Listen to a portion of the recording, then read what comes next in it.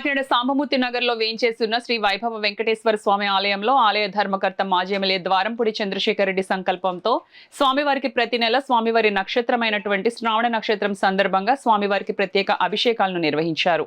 స్వామివారికి విశేషమైన సుగంధ ద్రవ్యాలు పంచామృతాలతో అభిషేకాలు నిర్వహించారు. ఈ సందర్భంగా ఆలయ అర్చకులు చరణ్ మాట్లాడుతూ శ్రావణ నక్షత్ర విశిష్టతను వివరించారు. స్వామివారిని మాజీ ఎమ్మెల్యే ద్వారంపూడి చంద్రశేఖర్ రెడ్డి సతీమణి మహాలక్ష్మి దర్శించుకుని విశేష పూజలు నిర్వహించారు. ఉదయం నుండి భక్తులు పెద్ద సంఖ్యలో తరలివచ్చి స్వామివారిని దర్శించుకుని తీర్థప్రసాదాలను స్వీకరించారు.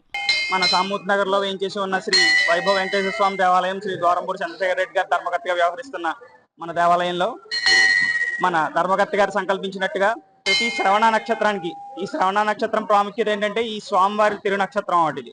మన వెంకటేశ్వర స్వామివారి తిరునక్షత్రం శ్రవణ నక్షత్రం.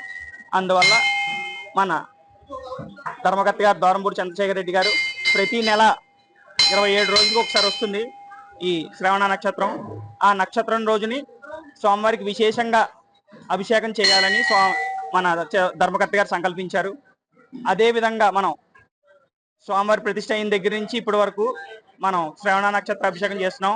అందులో భాగంగా ఈ రోజు విశేషంగా మనకి రాఖీ పౌర్ణిమ, శ్రావణ పూర్ణిమ నిర్విఘ్నంగా పూర్తి చేసుకున్నాం అభిషేకం. అందరూ భక్తిగా వచ్చి దర్శనం చేసుకుంటున్నారు. స్వామివారికి విశేషంగా ఇప్పుడు మనం ఎక్కడ లేనట్టుగా ఓన్లీ తిరుపతిలో ఉన్నట్టు మనకి ఏం చేస్తున్నాం అంటే మనం ఇక్కడ పచ్చకర్పూర నామం కూడా స్వామివారికి అలంకరిస్తున్నాం.